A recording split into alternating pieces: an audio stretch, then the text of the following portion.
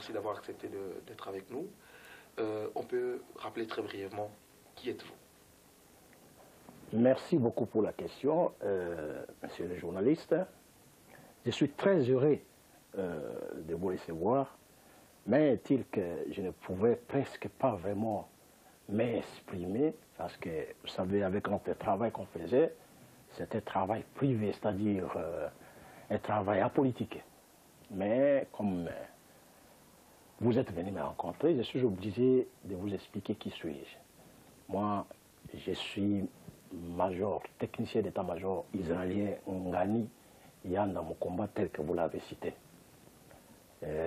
J'étais le chef de la sécurité rapproché du chef de l'État, donc l'ancien chef de l'État, le président Mobutu. Je suis disposé, j'attends ce que vous voulez me dire. Vous avez fait combien de temps à côté de Mobutu? D'abord, dites-nous comment vous êtes arrivé à côté du président Mobutu. Si vous me posez la question en ce qui concerne la durée dont je suis resté à côté du président Mobutu, mais je vous dis que j'ai fait 22 ans avec le chef de l'État. Je suis rentré à la présidence, bon, j'avais encore le grade, ce qu'on appelait chez nous Lingala Mambusu, c'est-à-dire premier sergent. Mais jusqu'à ce que j'étais devenu major, technicien d'état-major. Donc ça fait 22 ans que j'étais avec le chef de l'État. Alors, nous revenons à l'histoire beaucoup plus immédiate qui intéresserait, je crois, tout Congolais qui pense qu'il doit connaître l'histoire de son pays. C'est en ce sens que nous avons tout fait. Et en tout cas, tout fait pour vous rencontrer ici à l'endroit où nous sommes, que nous allons taire pour des raisons de sécurité, évidemment pour votre sécurité. Le président Mobutu est mort, c'est vrai, aujourd'hui. Vous êtes pratiquement le seul à l'avoir vu. Nous avons vu certainement des photos. Vous êtes en train de lui nouer la cravate, c'était au Maroc. Mais nous allons arriver à cela, mais remontons un tout petit peu à la chute de Mobutu. C'est ce qui intéresserait les gens. En fait, le président Mobutu tombe malade. Pour vous, c'était à quel moment qu'il est tombé malade? Oui, vous savez, la maladie arrive. La maladie n'explique pas que je viens. Il arrive brusquement. Mais le président était malade au moment où le pays n'avait pas vraiment assez de difficultés. Mais c'était le début de la rébellion. Et après tout, le président était gravement malade et il est parti la première fois avec mon titulaire qui était le colonel Motoko. Et ils sont rentrés, ça a été encore très bien. Et la deuxième fois, nous sommes partis avec. C'est-à-dire, on faisait des rotations, moi et mon frère, le colonel Motoko. À côté du président? À côté du président de la République. Alors, à ce moment-là où j'ai trouvé que la situation était un peu grave. Et c'est là où ça a commencé à aggraver sa maladie. Et je ne sais pas vraiment vous le dire, c'est l'homme, c'est l'individu lui-même qui connaissait comment il sentait sur son corps. Est-ce que vous avez senti ça quand même, qu'il était faible? Oui, le président était sérieusement malade. Le président était sérieusement malade. Normalement, il allait vraiment s'occuper. Il allait vraiment s'occuper de sa santé. C'est ce qu'il allait faire. Bon, est-il que lui, comme il était militaire, vous savez, les militaires, soyez malade ou quoi, lui, comme il aimait très bien son pays, il voulait toujours s'occuper de son pays. Moi, je reviens à la période où le président Mobutu décide de rentrer à Kinshasa. Et le 17 décembre, il arrive à Kinshasa. J'étais à l'aéroport, moi, je me rappelle. L'avion s'immobilise.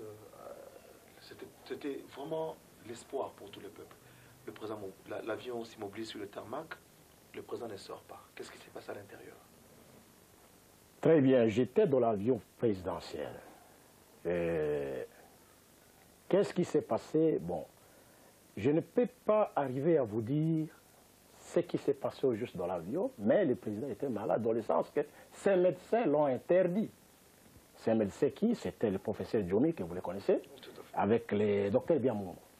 Ils ont interdit de ne pas descendre parce que le président avait une faiblesse générale. Il ne pouvait pas vraiment descendre. Vous voyez l'escalier de l'avion. Ouais. Alors, d'un coup, le président m'a appelé, il m'a dit, écoutez, tu descends et tu appelles le Premier ministre. Tu lui dis, écoutez, les gens... À l'époque, le Premier ministre, il s'agit de M. Kingwa Dondo. Mais voilà, vous lui dites que les corps constitués, c'est comme ça qu'on appelait chez nous, corps constitués. Les corps constitués doivent me rejoindre à la résidence. De là, le chef m'a dit, écoutez, tu vas appeler la voiture officielle.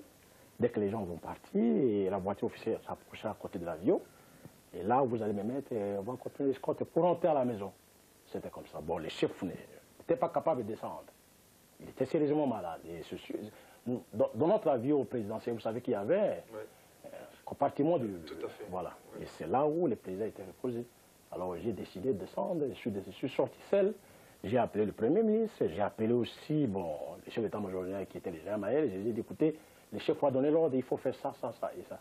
Ils ont exécuté, les gens étaient partis, les autres sont partis à la résidence. Mais la population est restée quand même. Mais la population est restée, mais nous sommes restés aussi longtemps pour attendre que cette population puisse se disperser. Oui, c'était notre politique, on devait attendre pour ne pas voir, hein, vous comprenez, la faiblesse du chef, quoi, comment il allait descendre de l'avion. Mais on ne pouvait rien faire autrement. Les médecins m'ont dit, écoutez, le vôtre, c'est pas moi descendre. Alors on est descendu, j'ai appelé la voiture est venue tout juste au tarmac, et on a mis le président, nous sommes partis. C'était comme ça. Vous arrivez à la résidence, le président Mobutu fait quand même un discours qui donne de l'espoir au peuple. Il dit qu'il connaît les attentes du peuple. Et il ne le fait pas, peut-être, on ne va pas entrer en détail. Vous avez un commentaire sur le discours du président en tant que militaire? Peut-être pas. Le discours que le président Mobutu a fait ce soir-là au camp Tchatchi. Vous savez, moi, je ne peux pas vous parler de la politique. Je vous parle de la sécurité. Voilà. Un homme de la sécurité parle de la sécurité. Il est en politique. Oui, le président fait un discours, mais ça concernait... C'était un problème politique. C'est aux politiciens de comprendre ce que le président voulait dire. Mais je pense qu'ils n'ont pas compris ce que le président voulait dire. Vous voulez dire quoi, le président? Ah ben ça, moi, je ne peux pas arriver à vous dire au fond. Hein. Excusez-moi de ce côté-là. Mais il y en a d'autres qui ont compris que le président voulait dire quelque chose de sérieux.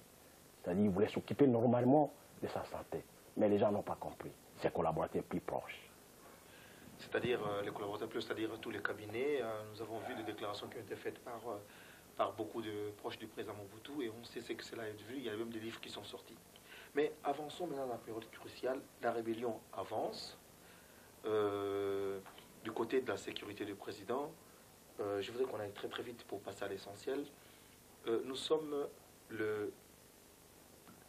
déjà tout le pays est pris, et c'est vers Kinshasa que la rébellion à l'époque arrive, la FDL arrive à Kenge et avance. Alors, qu'est-ce qui s'est passé? Qu'est-ce que le président Mobutu a fait? Parce qu'on a vu que la rébellion était en train d'avancer. Le président Thabo Mbeki d'Afrique du Sud est arrivé pour essayer de faire des tentatives. Vous allez nous parler un peu de ce qui s'est passé sur Utenika, parce que vous étiez là. Mais, en fait, pour le président Mobutu, est-ce qu'il fallait rester ou il fallait céder le pouvoir? Tout à l'heure, vous m'avez posé une petite question. Revenons un peu en arrière, vous m'avez dit, mais c'était une question politique. Mais vous avez très bien entendu que le président a dit on l'avait poignardé sur les dos. C'est-à-dire qu'il était malade. Alors, ces envahisseurs ont profité. Qui l'a poignardé? Ah ben moi, je ne peux pas vous en parler ici, excusez-moi. S'il vous plaît. Je m'excuse. Il parlait de ceux qui l'ont poignardé, c'est-à-dire quoi? Ses proches, sa famille, ou vous, de sa sécurité rapprochée? Non. On va arriver, je vais vous dire comment la sécurité a été innocente de cette corruption. Vous comprenez? Vous parlez de corruption. Mais moi, je parle de corruption. Je l'ai dit ouvertement, je ne cache rien ici. Vous comprenez? Si la sécurité comprenait très bien ce qui s'est passé, mais vous alliez attendre quelque chose. On n'allait tout d'abord pas quitter Kinshasa. Vous comprenez? On n'allait pas quitter Kinshasa. Nous allions rester là-bas. Nous allions attendre à ce qu'on puisse venir prendre, et le président, et nous autres. Parce que nous avions prêté serment pour ça. Vous voyez? Mais si nous sommes partis, parce qu'on dépend... Vous savez, qu'est-ce qu'on appelle la sécurité? La sécurité quoi? C'est une partie de l'armée qui est détachée, une partie de l'armée de forces terrestres qui est détachée auprès de la présidence pour assurer sa sécurité. Vous comprenez? La présidence étant une institution. Voilà, exactement ça. Alors, c'est ce que je vais vous dire, que la politique pour nous et la corruption de tout ce qui s'est passé, nous étions vraiment innocents de ça. Nous sommes le 16 mai 1977, 97, pardon. La population quinoise voit passer une série de bus avec les effets personnels du président et de sa famille. Le président doit partir à Guadeloupe. C'était facile pour que le président puisse partir à Guadeloupe. Pourquoi le président est parti à Guadeloupe? Qui lui a demandé d'aller à Guadeloupe? Vous avez raison de poser cette question parce que le 16, on appelait ça comment à l'époque? On appelait le Conseil supérieur militaire. Devrait se présenter à la résidence du président le soir pour qu'il puisse discuter, pour qu'il puisse faire un tour d'horizon de connaître comment parer à la rébellion. Vous voyez? Bon, eh bien, il y avait des officiers généraux qui siégeaient sur ça. Et le Premier ministre faisait partie de ce conseil. Le général Likoulia. Bon. Ils sont arrivés, mais le chef d'état-major général qui était le général Maël, en même temps ministre de la Défense nationale, était arrivé un peu en retard. Lui... arrivé en retard parce qu'il était en contact avec les rebelles, en fait. Je ne sais pas, je vais arriver, je ne sais pas. Si vous connaissez ça, vous êtes bien placé de me Non, dire. c'est une question que je Bon, pense. alors, qu'est-ce qui s'est passé de son retard? Il est rentré à la résidence et il a cherché qui était responsable de la sécurité. Moi, j'étais sur place. Il m'a appelé. Il m'a demandé où je pouvais trouver le chef. J'ai dit, bon, le chef était vraiment malade. Excusez-moi de vous le dire. J'ai dit, le chef était malade et il est en haut là-bas parce que vous savez, la résidence avait 2 étages. 2 étages. Voilà. Eh bien, il est monté. Je ne pouvais pas le laisser monter seul. Nous sommes montés ensemble. Nous sommes arrivés là-bas et bien, il a salué le chef. Ses premières paroles, je dis bien ses premières paroles. Moi, j'étais présent, et son enfant, l'enfant du président, le capitaine, le fait Kungulu, m'a suivi aussi. Hein. Et il a dit au président, je ne suis pas disposé, ça sont les paroles du général Maël, je ne suis pas disposé à assurer ta sécurité pour le moment. Je suis venu tout simplement vous dire, maréchal, excusez-moi, si vous pouvez vous déplacer d'ici pour aller à Gbado. Et à partir de Gbado, nous allons voir comment est-ce qu'on va parer à l'ennemi. Voilà, c'était là où le président est descendu. Et quand le président est descendu, tout de suite, il n'a pas posé d'autres questions au général Maël? Non, il n'a même pas répondu. Quand Maël a parlé de ça, il n'a même pas parlé quelque chose. Le président est descendu. Où étaient les autres généraux pendant ce temps? Ils étaient en bas dans le petit salon. Nous avions un petit salon là où on recevait tous les généraux, quoi. Là où je faisais, n'est-ce pas, mon travail. Bon, après, le président est descendu, mais ça n'a pas pris du temps. Bon, nous sommes sortis, ils sont restés, ça a pris au moins 5-6 minutes, ils sont sortis. Et le président m'a appelé, il m'a dit, écoutez, tu dois t'organiser, tu appelles ton chef, qui était le lieutenant-colonel Motoko. Il m'a appelé, il m'a dit, bon, tu t'arranges, vous vous arrangez à ce qu'on puisse aller à Gbado. Nous devons aller à Gbado. Et on n'a pas compris. Bon, c'était un ordre. Pour nous, c'était un ordre. Et moi, je devais retourner à la maison pour aller m'organiser, arranger ma valise ainsi de suite. J'ai appelé mon chef, j'ai dit, bon, vous restez, et moi, je n'ai pas arrangé ma valise. Je suis parti arranger ma valise, je suis rentré, lui aussi est parti arranger sa valise. Et dès là, nous sommes rentrés, c'était le départ. Comme vous avez, oui, nous sommes partis. Vous êtes parti à Guadeloupe. Oui. Ne parlons pas encore de ce qui s'est passé à Guadeloupe, mais restons à Kinshasa. Oui. Est-ce que vous pouvez nous parler, nous donner votre version de fait? Comment le général Maël est mort? Qui a tué le général Maël? La communication de la mort du général Maël a été reçue par le lieutenant-colonel Barafundi qui était l'opérateur du président à Gbado. Et il m'a appelé. Il m'a dit, vous savez que le général Maël est mort? J'ai dit, mais il s'agit de quoi? Il dit, mais oui, il est mort, on a tiré sur lui. Bon. D'après les éclaircissements que nous avons eus, ça c'est moi qui vous l'ai dit, il devrait y avoir un officier supérieur de la DSP, Division spéciale présidentielle, qui a tué sur le général. C'est qui? Je ne sais pas vous le dire, mais excusez-moi, je ne sais pas vous le dire. Il est en vie? est-ce que... Moi, je ne suis pas à Kinshasa, moi. Je ne sais pas. Il y en a beaucoup qui sont morts. Est-ce que ce n'est pas Kongolo qui a tué Non, non, loin de là. Ça, je vous dis, monsieur, non. C'est pas le capitaine Kongolo? Kongolo venait voir le problème du général Mayel. Parce que c'est le général Mayel qui l'a appelé, qui l'a téléphoné, qui a dit... Je suis ici, mais les militaires de la DSP ne veulent pas que je puisse sortir. Pourquoi Mayel était venu au Kanchati? Pourquoi? Vous voyez, c'est ça la question que vous allez me poser. Mayel était venu au Kanchati si la décision du Premier ministre, qui était le général Dikoulia. Mayel a attendu que ça ne marchait plus. Alors, il était obligé de venir dire aux militaires de Kanchati, ne vous révoltez pas. Restez calme, malgré vos chefs sont partis, mais nos amis de AFDEL arrivent. Je sais comment est-ce que nous allons nous organiser pour qu'on puisse arranger l'armée et mettre les structures de l'armée en ordre. Vous voyez, c'est ce qu'il était venu dire. Mais dès son entrée, il a trouvé le général Ouezago qui était là-bas, qui était resté, parce que le général Djimbe était parti. Alors quand il a trouvé le général Ouezago l'a réussi quand même. En venant vers notre corps de gars sortie principale, de là, il y a un officier qui a commencé à crier. Regardez, le général Mayel, il vient encore dans le Kanchati pour dire ça, pour nous amener, pour qu'on puisse nous tuer, tout ça. Alors, d'officier, il a tiré sur le général Mayel. Vous comprenez? Sur la tête. Vous voyez, première balle. Le général était tombé, le général Ouezago était à côté. Le général Ouezago voulait intervenir, ça n'a pas tenu. Bon, que voulez-vous? Bon, ça, je vous dis, ce sont des informations que nous avons données au président. Sûr. Et ça a été venu du général Ouezago lui-même. Vous voyez, c'était comme ça. Cette émission est une émission qui parle de la vérité. Nous voulons restituer la vérité historique de ce qui s'est passé dans notre pays par rapport à l'histoire de notre pays.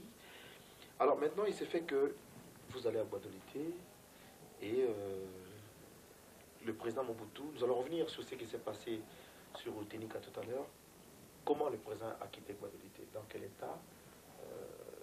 Il voulait détruire, bon, selon les rumeurs, le président Mobutu voulait qu'on détruise le château de Kawele, il voulait que tout soit rasé. Mais comment le président est-il parti et dans quelles conditions? Mais vous autres, les journalistes, vous suivez le tout à la loupe. Je ne vous comprends pas. Comment vous avez su ça? Il n'y a que la sécurité qui peut peut-être vous parler de ça. Bon, écoutez, vous êtes dans une voie tout à fait normale. Et c'est clair si vous me posez cette question. Vous êtes dans une voie tout à fait claire et normale. À Gbadolité, qu'est-ce qui s'est passé? Nous sommes arrivés à Gbadolité le 16, quoi. Voilà, le même 16. Mais il y avait le fils du président qui était à Brazzaville. Il y avait aussi sa cousine, maman Francisca, la femme du général Bouloz, qui était aussi à Brazzaville. Si je ne me trompe pas, ma femme et mes enfants aussi étaient là. Parce que j'ai appris ça après. Parce que je suis père de 9 enfants avec ma femme. Alors, il y avait une grande famille, toute une famille là-bas à Brazzaville. Alors, Kongolo avait envoyé un message à son père. Il a dit, mais papa, nous sommes ici, il n'y a plus moyen. On va arriver à Gbado comment? Eh bien, le président a appelé mon frère, le colonel Motoko. Il lui a dit, cherchez Ngani, on envoie lui d'aller chercher les pilotes de l'avion présidentiel, pour qu'ils partent aller chercher la famille qui traîne à Brazzaville. C'est là, c'est le commandant Mukandila. C'est le commandant Mukandila. Moi, je pense que j'ai même sa signature ici, la signature du commandant Mukandila. J'ai ça ici. Il vous a signé un document? Il m'a signé un document de 13 000 $ pour les problèmes de tarmac, pour les problèmes on appelle ça quoi? Calbila fuel, je ne sais pas toi, pour charger. Voilà, j'ai ça, 13 000. 13 000. Avec détail là-dessus. J'en dispose avec moi ici. Alors, qu'est-ce qui s'est passé? Je suis parti à l'hôtel, je les ai vus, j'ai dit, commandant, vous devez vous arranger, vous devez décoller pour Brazzaville, aller chercher Kungulu, capitaine Kungulu et maman Francisca et toute la famille qui traînait là-bas. Commandant Mukandila qui me dit, nous on n'a pas l'argent pour aller payer les tramacs, tout ça le problème. Va demander l'argent au président qui nous donne cet argent. J'ai dit, il faudra combien? Eh bien, il me dit, bon, écoutez, il a commencé à... J'ai le plan ici, son écriture est là, sa signature est là. Il me dit, bon, il nous faut au moins 10 000 $. Je suis parti, j'ai appelé le président au téléphone, parce que son numéro était numéro 15. Excusez-moi de vous dire ce secret aujourd'hui. Oui. J'ai appelé le numéro 15, le président qui dit, oui, mais je dis, mais le commandant demande autant pour des problèmes de carburant, et ainsi de suite. Posez la question à votre maman, maman Bobila Dava, maman présidente, elle va te remettre de l'argent. J'ai posé la question, la maman présidente, Bobila Dava m'a remis 13 000 $. Je suis venu avec, j'ai remis au maître de commandant mon candidat. Il m'a signé un papier qui est ici, qui est là, avec le détail. Il m'a dit d'ailleurs, les justifications, le reste de l'argent, nous allons venir vous remettre ça. Et ils ont décollé, ils sont partis. Arrivés là-bas, je ne sais pas, je ne peux pas témoigner ce qui s'est passé à Brazza. Il me semblerait que dès leur arrivée, ils ont dit, écoutez, Mobutu n'est plus chef de l'État, nous, l'avion, c'est l'avion du Zaïre, on laisse ça ici, on laisse pour le président qui vient. Alors, l'avion était bloqué. Alors, vous quittez maintenant Gbadolite comment? Avec quel avion? Ça, c'est une longue histoire, mon cher frère. On me dit King Kester, c'est une longue histoire. Excusez-moi un peu de prendre mon verre d'eau. À la panique générale, vous devez quitter. Et c'est une catastrophe d'ailleurs tout d'abord. Oui, vous me posez la question de notre départ de Gbado pour Togo. Mais c'était une catastrophe, mon frère. C'était vraiment une catastrophe. Vous savez, chaque mois, les commandants de la DSP désignaient une unité, c'est-à-dire un bataillon, pour partir à Gbado, le bateau de la DSP, pour assurer la sécurité du président pendant son séjour à Gbado. Et cette fois-là, le commandant d'opération, c'était le colonel Ndoma. Le colonel Foul Ndoma. Il était belle, hein, le colonel Ndoma. Breveté d'état. Je ne sais pas, il paraît qu'il est mort, je ne sais pas si vous êtes au courant. Aucune idée. Bon. Alors, le commandant place, c'était le lieutenant-colonel Lukanga, un ami qu'on a étudié ensemble avec lui en Israël. À un moment donné, cette unité devrait partir, aller faire ce qu'on appelle chez nous une défensive, c'est-à-dire attendre l'ennemi, quoi. Je ne sais pas si vous allez connaître le terme que je vous parle ici. Alors, cette unité était partie vers Yakoma. Yakoma, ça fait au moins une centaine de kilomètres de Gbadolite. Mais la nuit du 17 au 18, nous avons attendu. Le président lui-même est sorti, malgré qu'il était souffrant. Le bruit des armes. Des coups de feu, on tirait partout. Mais le colonel Motokoma a posé la question, mais qu'est-ce qui se passe juste vers Mobaïmbongo? Qu'est-ce qui se passe? J'ai dit, mais moi je ne connais pas aussi. Mais il faut dire ça au président. Alors, on a appelé le président au téléphone, on a dit, mais nous ne savons pas si vous connaissez. Le président dit, oui, je comprends très bien et je suis ça. Mais vous voyez c'est quoi? Le président qui nous dit, écoutez, bon, c'est peut-être les militaires qui sont indisciplinés, qui sont en train de tirer partout. J'ai dit, mais non. J'ai demandé au colonel, j'ai dit, moi en tant que votre adjoint, j'aimerais bien faire une patrouille de reconnaissance. Vous restez ici avec le président à Kawele, moi je prends la Jeep avec 2 militaires, je vais faire la patrouille de reconnaissance partout, c'est-à-dire je vais aller tout d'abord vers Boussinga, et de Boussinga je vais aller vers Goloma, là où le président avait ses champs, de grands champs, de manioc, et ainsi de suite. Et de là, quand je vais sortir, je vais aller maintenant vers Mobaï, voir qu'est-ce qui se passe au juste. Le colonel Motokoma dit, non mon cher, dans des problèmes comme ça, il faut toujours expliquer au président, parce que c'est lui le commandant suprême, c'est lui notre chef maintenant directement ici. Il faut, j'aimerais bien que vous téléphonez vous-même, vous lui dites que, écoutez, je vais faire la patrouille. J'ai téléphoné le président. Le numéro 15. Le numéro 15, voilà. J'ai appelé le président. J'ai eu le bravo qui dit, appelez 15, j'ai appelé, le président dit, je préfère faire une patrouille de reconnaissance avec une Jeep. Monter mag là-dessus, c'est-à-dire mitrailleuse à gaz, une âne qu'on appelle chez nous. dans les termes militaires.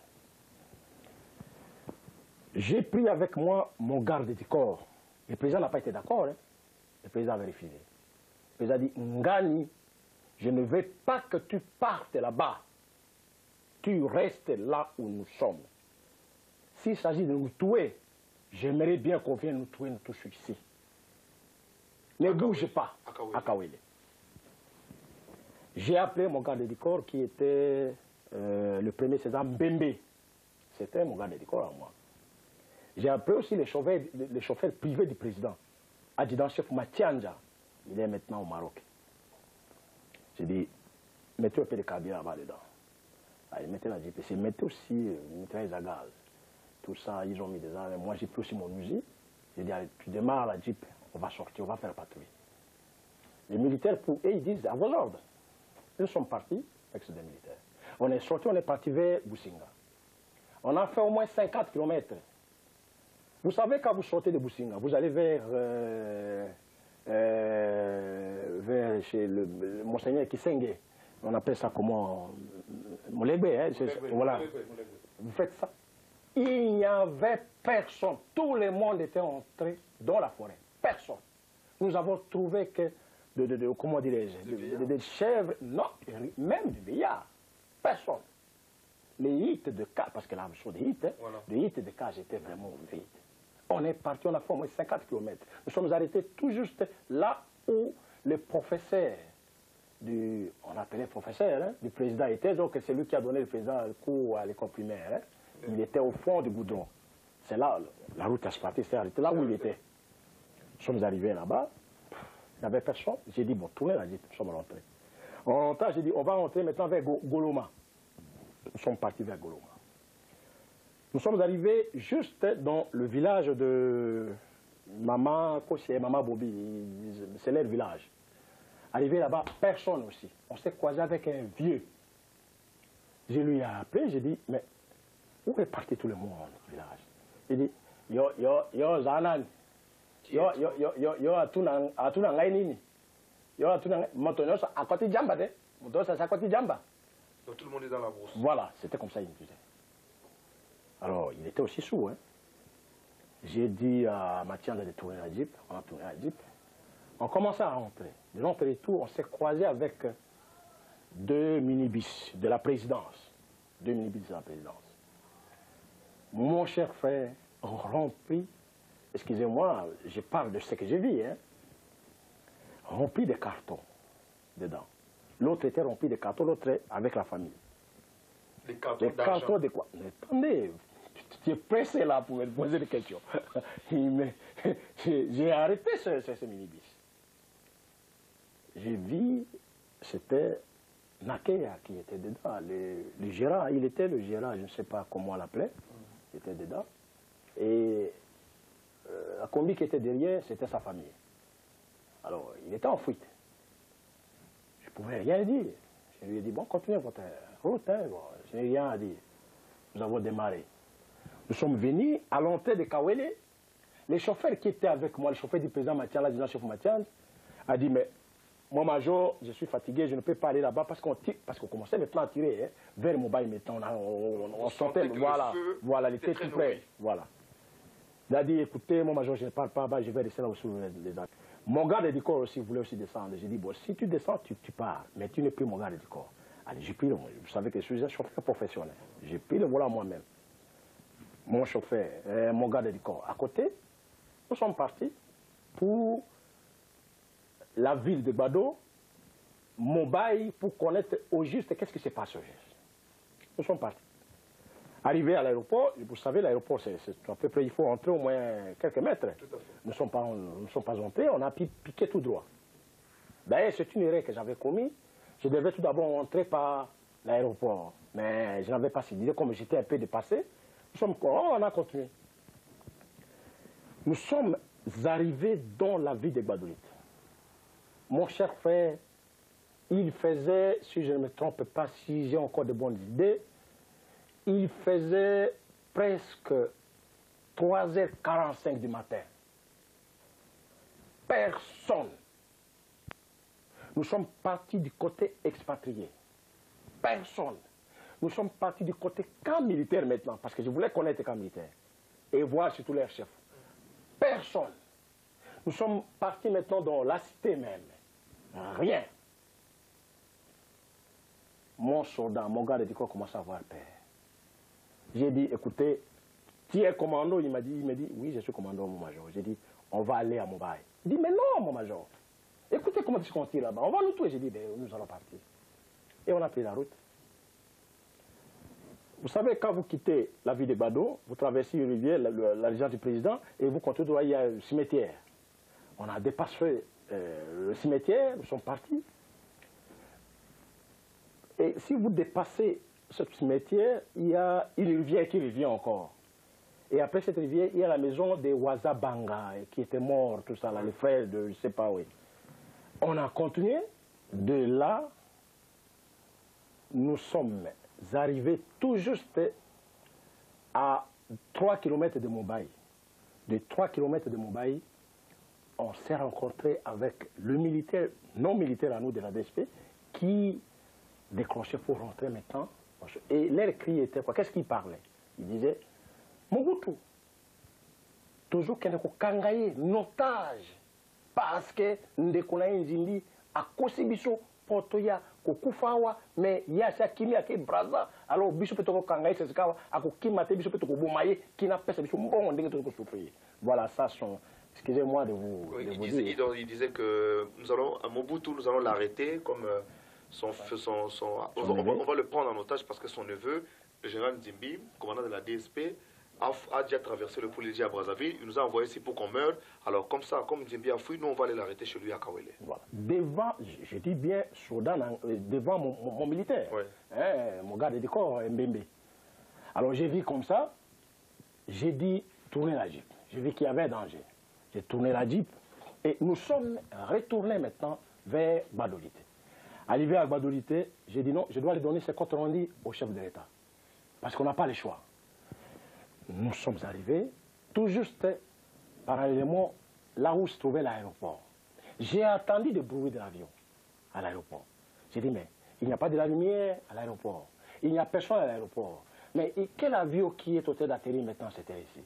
J'ai dit à mon gars de quoi, j'ai dit, nous devons entrer à l'aéroport. Mon gars de quoi dit, écoutez, chef, vous ne connaissez pas ce qui se passe là. Bon, on va nous tuer pour rien. Voilà. J'ai dit, mais non, on doit entrer. Nous sommes entrés. Or, qu'il y avait des avions Hiroshima, avions russes. Oui. Il y avait 2. Excusez-moi de vous dire ça. Vous savez, tout ce qui était comme matériel de Savimbi atterrissait par Badolite. Et à partir de Bado, Savimbi envoyait ces avions qui louaient pour venir chercher des Bado et pour l'Angola. Excusez-moi de vous dire ça. Hein. C'est clair. Je ne suis pas un politicien, mais je voulais dire ça. Voilà. Donc c'était un des avions Voilà, russe. Alors l'autre était décollé sans lumière, avec le matériel de chars de combat dedans, plus l'as-missile, ça était parti. Maintenant l'autre était parti au fond de l'aéroport pour maintenant, je ne sais pas quel terme, pour faire le taxi et puis décoller. Pour son décollage. Nous sommes entrés, il faisait noir, j'ai dit, mais l'avion qui, mais c'est quoi? Comment ça gronde? Allez, écoutez, les soldats avaient peur. Les soldats ont dit, mais non, on ne peut pas sortir de l'aéroport parce qu'on va nous tuer. J'ai dit, descends. Les soldats sont descendus. J'ai donné, comment on appelle ça, les phares à 100 mètres. Je suis sorti de l'aéroport, au milieu de l'aéroport. Vous voyez, tarmac pour sortir. Oui. Je suis parti maintenant là où était l'avion. Au fond de la piste. Au fond. Et l'avion était vraiment prêt de décoller. Il avait tout donné ses lumières. Je suis venu tout juste au-dessous de l'avion. Oui. Je me suis arrêté. Mais les pilotes sont descendus. Mais on allait faire des bagarres. Et parler l'anglais ou quoi, quelle langue, je ne sais pas, moi je parlais français, il y avait des problèmes. J'ai dit bien des bagarres. On ne s'est pas s'attendre avec. Je les ai dit, malgré cela, l'avion doit retourner au tarmac. Ça, c'est le village du président. Vous ne pouvez quand même pas venir atterrir et décoller comme ça qu'on puisse comprendre. Mais vous venez d'où? Non, mais c'était grave. Mais heureusement, il y avait un qui était là, il parlait un peu le français. Je lui ai dit, monsieur, dis à votre commandant, vous devez emmener l'avion au tarmac. Sinon, je ne peux pas me déplacer d'ici. Ou vous décollez, vous ramassez la Jeep, vous partez avec la Jeep comme vous voulez, ou bien vous me ramassez, ça va. On a discuté, ça a pris au moins 10 minutes. Mon soldat, qui était resté au tarmac, il est venu à pied. Il a vu qu'ils m'ont entouré, il a chargé, il voulait même tirer si c'est ce russe-là. Moi, j'ai dit non, il ne faut pas tirer. Alors l'autre l'a compris, il a parlé au commandant, le commandant était d'accord. Il a dit, bon, on amène maintenant l'avion au tarmac. Pour être sûr, qu'est-ce que j'ai fait? J'ai dit, allez, je me mets dans l'avion, nous partons au tarmac. Je suis entré dans l'avion. Il y a aussi un grand avion, hein. Ouais. Voilà. On a amené au tarmac. Arrivé au tarmac maintenant, j'ai décidé de mettre ma Jeep devant et l'autre Jeep derrière la Jeep qui faisait la permanence. Ouais. Donc, c'est-à-dire, j'ai bloqué l'avion. Voilà. Je les ai dit, vous ne pouvez pas décoller sans ma présence. Ils m'ont dit, mais pourquoi? Qu'est-ce que vous voulez qu'on cherche qui? J'ai dit, vous allez prendre le président. Parce qu'on n'a pas le choix, on n'a pas d'autre avion. Vous devez prendre le président et vous allez aller avec là où vous voulez partir. C'est-à-dire, si vous partez chez Savine, on va aller chez Savine. Je dis, mais non, nous n'avons pas cette mission. J'ai dit, vous restez là, vous attendez. J'ai appelé mon frère, le colonel Motoko. J'ai dit, ici à l'aéroport, il n'y a pas un avion. Comment nous allons fouiller avec le président? Je viens de trouver maintenant, j'ai maintenant la situation, mais on ne peut absolument pas traîner. Il faudra qu'on parte avec le président. Le colonel Motoki me dit, mais le président est toujours dans la chambre. Comment le faire sortir, je ne sais pas. J'ai dit, bon, Djanga est là, son fils. Oui. Le colonel Motoki dit, oui, Djanga est ici. Est-ce que tu peux m'envoyer Djanga? Parce que Djanga parle un peu l'anglais. Hein? J'ai dit que Djanga vient d'urgence ici. Djanga est venu. Il est arrivé, j'ai dit, parle à vos pilotes que nous n'avons pas toute la vie, ils doivent prendre les présidents, parce qu'ils veulent partir. Djang a commencé à discuter avec. Ils ont dit, mais non, nous n'avons pas, on n'a pas cette mission. Nous avons telle mission, telle mission. D'ailleurs, il est presque bientôt 5 heures du matin, nous ne pouvons absolument rien faire. Moi et Djanga, on a quitté l'aéroport pour aller chercher maintenant son père. Nous sommes arrivés à Kawele. J'ai donné mon rapport à mon chef, qui était le colonel Moto. J'ai dit, voilà, la patrouille que j'ai faite, il y avait ça. Le colonel Moto a dit, mais le président ne veut pas sortir. Je lui ai appelé plus de 2 fois. Je lui ai dit, nous devons fouiller. Il m'a dit, non, il faut que nous prenions au moins maman présidente, maman, la femme de maman Ali, comment on appelle ça? Maman Félito. Oui. Oui. Et maman, sa cuisine, maman Kosia. On peut peut-être fouiller avec. Mais qu'on les laisse là-bas, qu'on les tue là-bas. J'ai dit, mon colonel, si nous faisons ça, c'est-à-dire nous avons failli à notre service, on doit aller chercher le président là où il se trouve, même s'il est dans sa chambre. Il dit, ben, peut-être avec vous, ça peut marcher. Appelle Djanga, comme ça vous allez vous arranger. J'ai appelé Djanga au téléphone, Djanga est venu, il dit, montre-moi sur le papa. Nous sommes entrés, vous voyez la résidence. C'était un labyrinthe. Hein? Oui. Alors, on est venu de l'autre côté. Et le président était où? Dans sa chambre. Il n'était pas dans une pièce secrète, parce qu'il semble qu'il y avait beaucoup de pièces secrètes. Oui, il y avait beaucoup de pièces, mais il faisait une dernière prière. Non, pas de prière. Le président, enfin, tout le monde en parlait, que le président avait dit quoi. Je n'ai jamais vu ça. Des chambres où il entrait seul. Excusez-moi, je n'ai pas vu ça. Oui, mais chacun a ses problèmes privés. Hein. Les problèmes privés, on ne montre pas tout le monde. Comprenez? Mais vous n'avez rien vu d'extraordinaire. Eh bien, je faisais mon travail. Je ne pouvais pas me mêler dans d'autres affaires. Excusez-moi. Vous voyez? Alors, je suis venu au salon, j'ai demandé à la maman présidente, j'ai dit, où se trouve papa? La maman présidente qui me répond, pourquoi vous cherchez papa? J'ai dit, mais non, nous allez, maman présidente qui commençait à pleurer. Je suis entré dans le couloir, parce que le grand couloir, je vis, la chambre du président était à côté, et je suis entré. Le président était assis ou couché? Il y a, excusez-moi de vous le dire, le président avait son lit à côté, mais il y avait quelques, comment on appelle ça? Une chaise. Ce n'est pas une chaise longue, mais quelque chose qu'on met dans le magasin de sport là. Hein? Je ne sais pas comment s'appelle cette histoire-là. Genre, là où il s'exerçait, c'est quoi ça? Moi, je pense... Une sorte de balançoire Pas balançoire. Balançoire, c'est quelque chose que vous poussez. Oui. Mais c'était comme une chaise longue. Une chaise longue. Prenons une chaise longue. Voilà. Un banc. Un banc solaire. Voilà, un banc solaire. Dans sa chambre. Un banc. Voilà. Allez, d'office, je lui ai dit, Maréchal, il n'y a pas le choix. Nous devons partir. Excusez-moi avec tout le respect que je vous dois.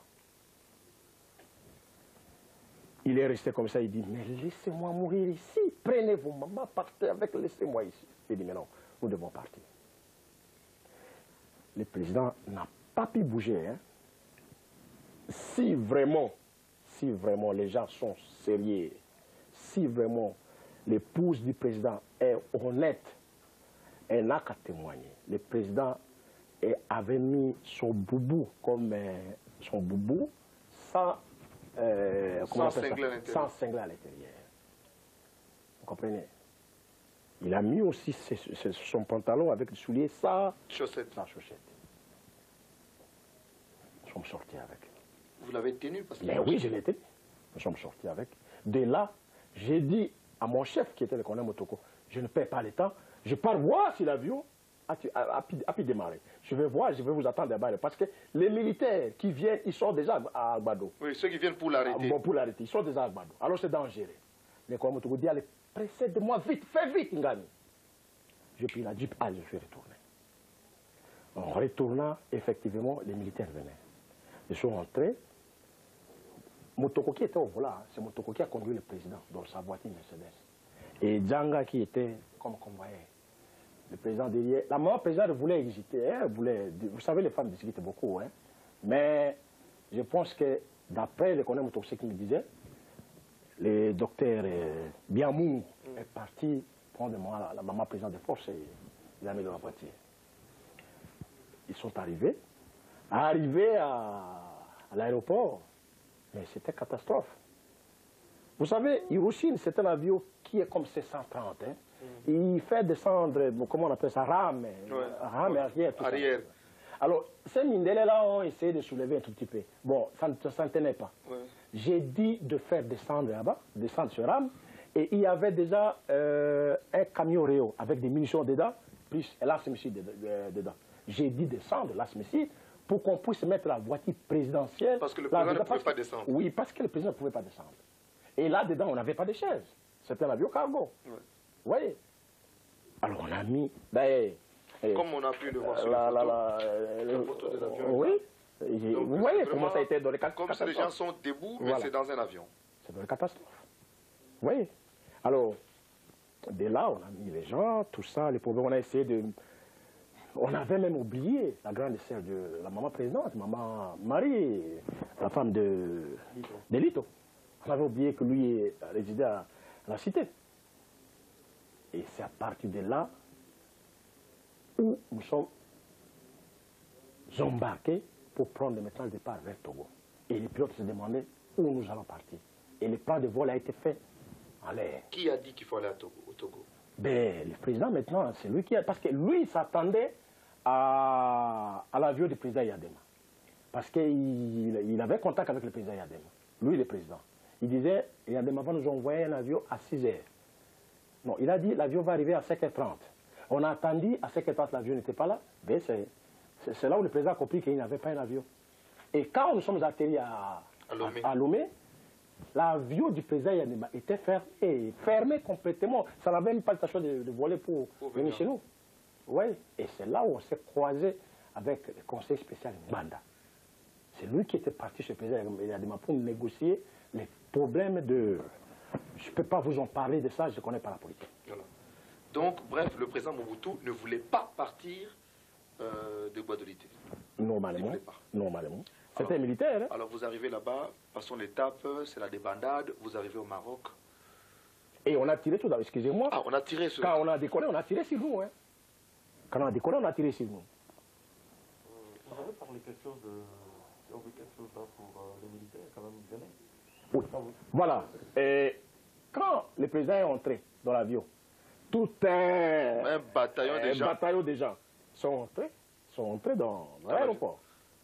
Avec des armes et tout ça, les problèmes là. Pour le tuer ou pour l'arrêter? Nous avons appris que le président est ici, veut prendre cet avion.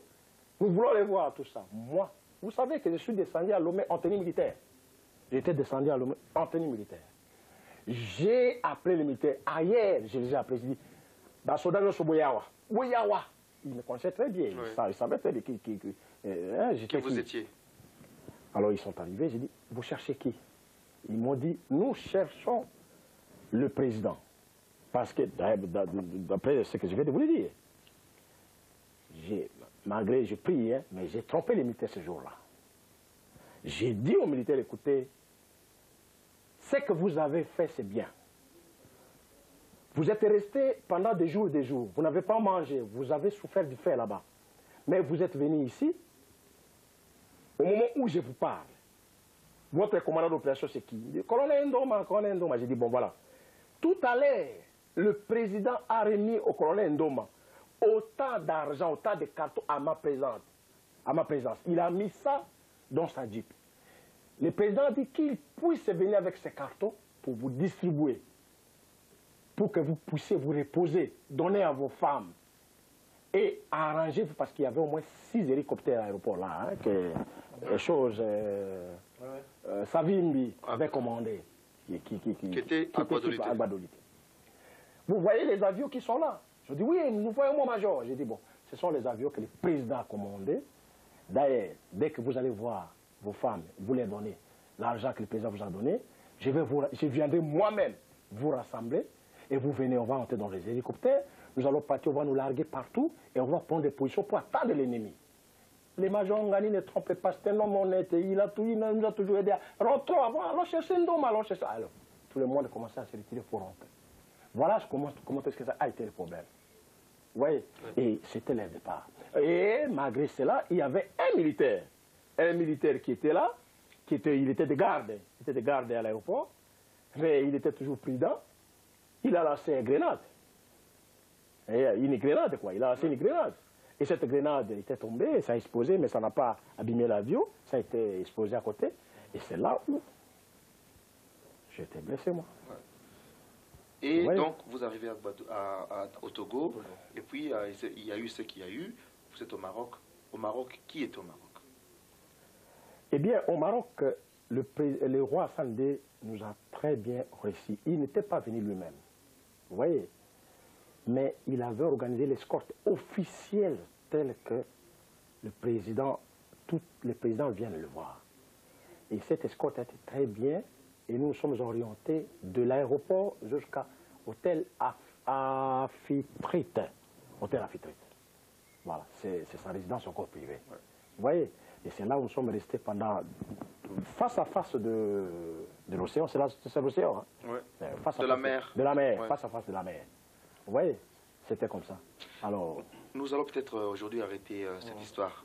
Oui, vous avez un petit mot à dire? Oui, je voulais tout simplement dire que prochainement, si vraiment le bon Dieu voudra, nous allons essayer, je vais essayer de vous parler comment a été la mort du président. Au Maroc, je suis resté le seul officier supérieur qui a enterré le président. D'ailleurs, vous avez vu ça dans les images. Et les images secrètes que le berger a essayé de capter. Vous voyez? Tous les autres ont fui. Ont abandonné le président. Pas fui comme tel, pour moi, excusez-moi, je ne sais pas quelle était, chacun a ses idées, hein, mais moi j'avais prêté serment. J'avais prêté serment pour rester à côté de lui jusqu'à la fin. Tel que je pouvais aussi prêter serment pour le président Kabila qui est maintenant. Et si le président Kabila vous appelle? Mais pour arranger le pays, pour organiser le pays, je suis disposé. D'ailleurs, il allait nous appeler depuis le départ. Il allait dire, mais les gens qui ont fait leur travail comme ça, ce sont des bons éléments. Je vais le recevoir. Ils pouvaient directement nous appeler. Je ne peux même pas vous en parler. Je vais vous parler beaucoup de choses après parce que je sais que monsieur, son conseiller spécial actuel, comment il s'appelle? Monsieur Kaboué? Non. Monsieur l'État? Monsieur l'État. Je l'ai appelé un jour au téléphone pour lui proposer quelque chose que je ne peux pas vous en parler ici. Vous voyez, peut-être prochainement. Mais nous sommes là. Le président Kabila, c'est notre chef de l'État. S'il m'appelait pour aller travailler, pour aller organiser sa sécurité, je pouvais très bien le faire, mais à condition que ma vie ne soit pas en danger. Vous voyez? Parce que tout le monde en parle, ah c'est Kabila. Ce n'est pas Kabila. Les collaborateurs qui sont à côté, peut-être qu'ils font des choses que le président Kabila ne connaît pas. Tout à fait comme le président Mobutu. Vous voyez? Il y avait corruption. Voilà. Il y avait corruption des hommes politiques qui étaient proches du président Mobutu. Il y avait corruption dans les chefs de généraux. En passant, quand on a dit qu'il fallait les arrêter ce jour-là. Alors, mesdames, messieurs, nous mettons un point final ici. Merci de nous avoir suivis. C'est dans le unique but de chercher la vérité et de rendre la vérité. Merci, on se retrouve la prochaine fois.